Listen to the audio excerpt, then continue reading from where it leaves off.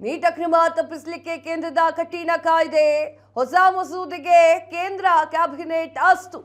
neat ಮಸೂದೆಗಾಗಿಯೇ ತುರ್ತು ಸಚಿವ ಸಂಪುಟ ಸಭೆ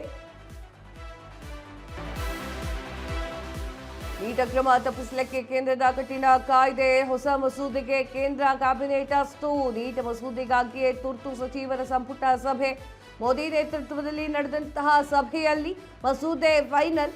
ಪ್ರಶ್ನೆ ಪತ್ರಿಕೆ ಸೋರಿಕೆ ಆಗದಂತೆ ಕಠಿಣ ಕ್ರಮ ಅಪರಾಧಿಗಳಿಗೆ 10 ವರ್ಷ ಕಠಿಣ ಜೈಲು ಶಿಕ್ಷೆ ತಪ್ಪಿತಸ್ಥರಿಗೆ 10 ಕೋಟಿಯವರೆಗೂ ಕೂಡ ದಂಡ ವಿಧಿಸಲಿಕ್ಕೆ ಅವಕಾಶ ಫಾಸ್ಟ್ ಟ್ರ್ಯಾಕ್ ಕೋರ್ಟ್ ಸ್ಥಾಪನೆ 3 ತಿಂಗಳಲ್ಲಿ ವಿಚಾರಣೆ ಪೂರ್ಣ ಹಲವು ಕಠಿಣ ಕ್ರಮಗಳನ್ನು ಒಳಗೊಂಡಿರುವಂತಹ ಮಸೂದೆ ಕತೆ ಹೇಳ್ತೀನಿ ತುಂಬಾ ಚೆನ್ನಾಗಿದೆ ಇದು ನಂಗೆ 1-2 ನಿಮಿಷ ಬೇಕಿದ್ದಕ್ಕೆ ಟೈಮ್ ವಿಚಾರ ಏನು ಅಂದರೆ ನೀಟ್ ಪ್ರಶ್ನೆ ಪತ್ರಿಕೆ ಸೋರಿಕೆ ಆಗುತ್ತೆ ಸೋರಿಕೆ ಆದ ನಂತರ ಪ್ರತಿಭಟನೆ ಆಗುತ್ತೆ ಪ್ರತಿಭಟನೆ ಆದ ನಂತರ ಸಾಕಷ್ಟು ಜನ ಉಪವಾಸ ಸತ್ಯಾಗ್ರಹಗಳನ್ನು ಮಾಡ್ತಾರೆ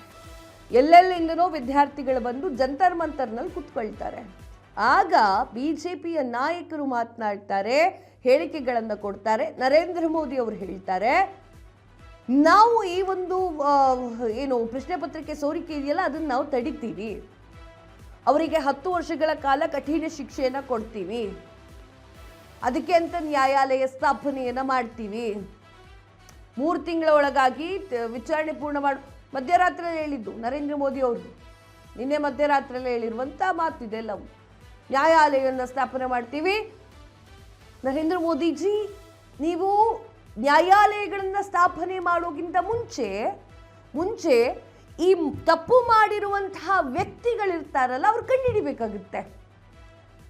ಅದಾದ ನಂತರ ಮೋದಿಜಿ ಈಗ ಅಟ್ ಪ್ರೆಸೆಂಟ್ ಇರುವಂತಹ ಶಿಕ್ಷಣ ಸಚಿವರು ಇರ್ತಾರಲ್ಲ ಅವರ ಕಣ್ಣಿಗೆ ಕಾಣದೇ ಇದಾಯಿತು ಅಂತಂದ್ರೆ ಅವ್ರ ಕೆಲಸ ಸರಿ ಮಾಡ್ತಾ ಇಲ್ಲ ಅಂತ ಅರ್ಥ ಪ್ರಧಾನ್ ಅವರು ಅವ್ರಿಗೆ ಗೊತ್ತಾಗಿಲ್ಲ ಧರ್ಮೇಂದ್ರ ಪ್ರಧಾನ್ ಅವರಿಗೆ ಅಂದರೆ ಹೆಂಗೆ ಸೋರಿಕೆ ಆಗ್ತಿದೆಯೋ ಗೊತ್ತಿಲ್ಲ ನನಗೆ ಅಂತಂದರೆ ಅವರು ಸರಿಯಾಗಿ ಕೆಲಸ ಮಾಡ್ತಿಲ್ಲ ಅಂತ ಅರ್ಥ ಗೊತ್ತಿತ್ತು ಆದರೆ ನಾನು ಲಕ್ಷ್ಯ ಕೊಟ್ಟಿಲ್ಲ ಅಂತಂದರೆ ಅಳಸಿ ತೋರಿಸ್ತಿದ್ದಾರೆ ಅಂತ ಅರ್ಥ ಮೋದಿಜಿ ಎಲ್ಲ ಗೊತ್ತಿದೆ ಇವರೇ ಮಾಡಿದ್ದಾರೆ ತಪ್ಪು ಇವ್ರದ್ದೇ ಆಯ್ತಲ್ಲ ಹೇಗಿದ್ರೂ ಕೂಡ ನೀವು ಅವರಿಂದ ರಾಜೀನಾಮೆ ತೆಗೆದುಕೊಳ್ಳಲೇಬೇಕು